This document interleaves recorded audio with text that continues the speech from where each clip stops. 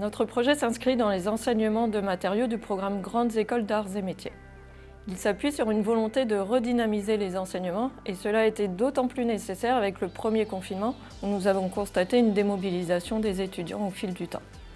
Pour cela, nous avons mis en place un système hybride où les phases de pédagogie traditionnelles côtoient des phases de pédagogie inversée et où les rendus se font sous différentes formes.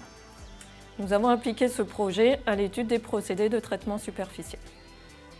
La séquence pédagogique se décline en 5 étapes. Tout d'abord, les étudiants se répartissent en petits groupes pour travailler un aspect d'un procédé à partir de ressources bibliographiques en autonomie, suivi d'une séance de questions-réponses avec l'enseignant.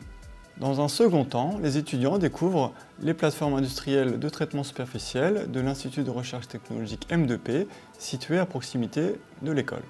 Chaque groupe d'étudiants produit ensuite une vidéo libre de 3 minutes, laissant libre cours à leur créativité. Après évaluation par l'équipe enseignante, ces vidéos sont transmises à l'ensemble de la promotion comme connaissances prérequises au TP. Dans cette nouvelle étape, les TP sont mis en œuvre sur des machines des arts et métiers. Outre l'évaluation orale qui a lieu en continu tout au long du TP, le traditionnel compte-rendu écrit a lui aussi été remplacé. Chaque groupe d'étudiants conçoit et réalise un jeu. Si le format est laissé libre, celui-ci doit toutefois reprendre une dizaine de questions et ou réponses du TP.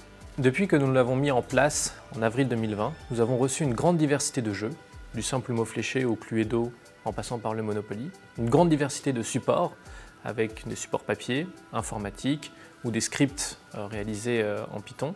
Cela permet aux étudiants de mobiliser leurs compétences en sciences des matériaux, mais également de développer d'autres compétences sur des thématiques connexes. Parmi les bénéfices de ce système, nous avons observé une plus grande implication des étudiants, avec un comportement plus actif lors des séances, que ce soit au niveau individuel ou du travail en groupe. Pour nous, la correction des TP devient un vrai plaisir. Afin de valoriser les vidéos réalisées par les étudiants, un partenariat a été passé avec les classes prépa de la région. Les vidéos réalisées par les élèves sont envoyées à un professeur qui s'en sert comme support d'approfondissement pédagogique. Ça nous permet ainsi de communiquer auprès des futurs étudiants de l'ENSAM. En conclusion, ce dispositif mobilise un ensemble de compétences ingénieurs. Le travail en équipe, La créativité et l'innovation. Et l'art de communiquer. et que pensent les étudiants de ce dispositif de pédagogie innovante? L'avantage d'un projet à but pédagogique, c'est que ça rend l'apprentissage actif et non pas passif.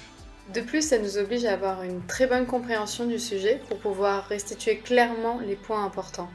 Comme le cadre du projet est très libre, ça engage notre créativité et ça rend le projet beaucoup plus motivant. Comme on construit le projet de A à Z, on en ressort fier et ça nous marque positivement.